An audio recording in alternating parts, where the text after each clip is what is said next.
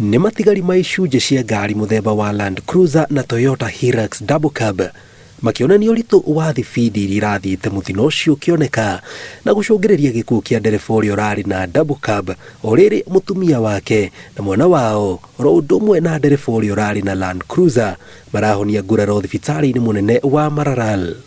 While reaching at the location of the accident, he was overtaking a motorcycle which has not been arrested, and its registration number is still unknown.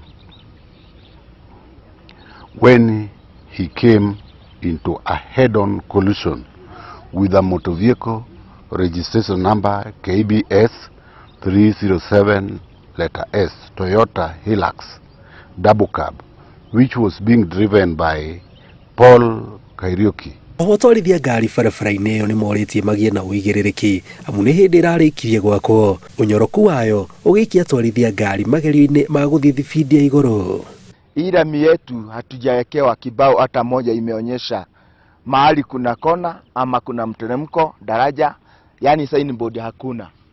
Na ujue haswa wakati wa usiku barabara ya lami haionekani mwanga.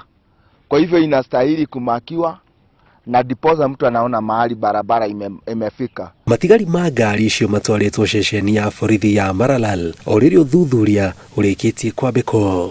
Vile imeachwa bila kumakiwa ni hatari kwetu, na ninaona ni kitu inasumbua, na bado kuna hii chipping bado haijaisha, hakuna bumps, ni kama siliondolewa.